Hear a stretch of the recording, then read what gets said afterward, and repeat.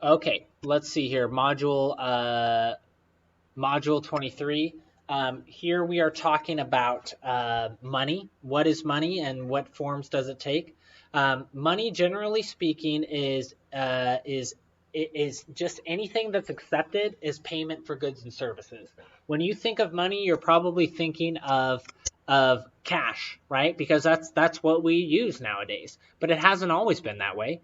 We used to have something called commodity money, right? And we still do. We still do have it. It's just not as common, right? Things like gold and silver, or even cigarettes. Anything that could have not only trading value, but also inherent value to make something or do something in and of itself. Okay, the value of commodities is relatively stable over time because something like gold, for instance, that doesn't fluctuate value as much as something like a specific country currency does.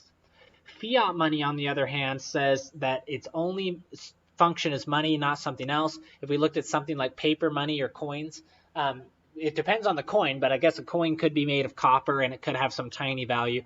But we're thinking typically paper money, that's fiat money, meaning it doesn't have any other use. Okay. All right, some key terms for this module. We just looked at money. Currency and circulation. To circulate means to be going around to many different people, so in the public.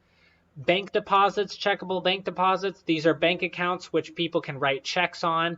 That's just kind of a general term related to banking. The money supply is a term we saw before. That's the value of all the financial assets in an economy, so anything that's considered money. And then finally, monetary aggregate. Monetary means related to money, right? So the aggregate, it means total, the overall measure of the money supply within a country.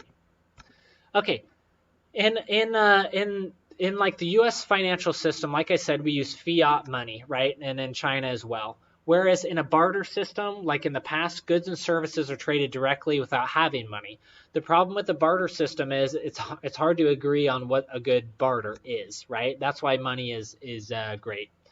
So when we're thinking of exchanging, we're thinking of what it is that people want, right? And we need to make sure that both the buyer and the seller are confident in that. Okay, so what happens if we didn't have money, right? Before trade can occur, traders are going to have to make sure that they have something that the other one wants, right? And plus, sometimes we can't split things. So, like let's say I wanted to trade a goat for a chicken. How do we make that happen when we only have one goat, right? Or we only have like a certain amount of chickens, right? So it can be difficult if we don't use smaller increments of money, right? We could also look at something like surgery, and maybe a heart surgeon won't do the surgery because he wants a specific product. That wouldn't be good, would it? That's why I gave a specific mention there. Okay, let's look at some functions of money. It serves as a way to exchange things, right? A medium of exchange without the complications of a barter system of trading goods for other goods or services for services. It also is a way to account for value of things, right? So we can see that this is worth 100 yuan, and I know that that's its value, right? And then lastly, it can store value over time, right? So you can keep that purchasing power and to hold it for the future in hopes that that you're still going to have it. It won't die or go spoil over time, but with spoil it will inflate though, right? But what I mean by spoil there is like if we had something like juice or whatever, or animals, they're going to die or spoil or go bad. Money, you don't have to worry about that.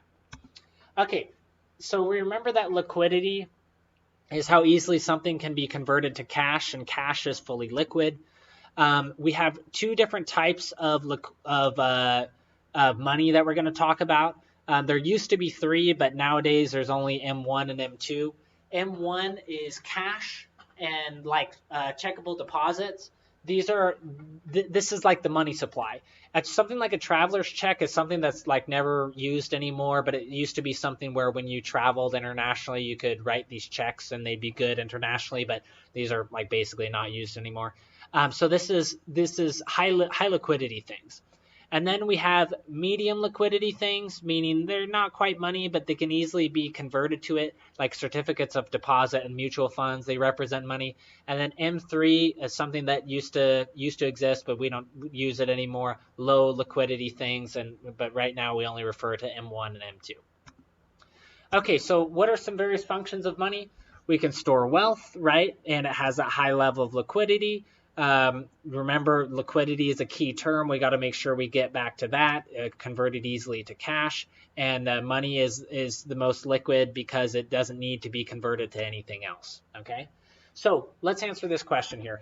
M1 consists of which of the following, right? Well, we'd have to go back to the definition of what M1 was, but we remember that the answer is C. Currency, meaning like cash plus traveler's checks plus checkable deposits is the right answer. Okay, and that takes us to our homework, guys.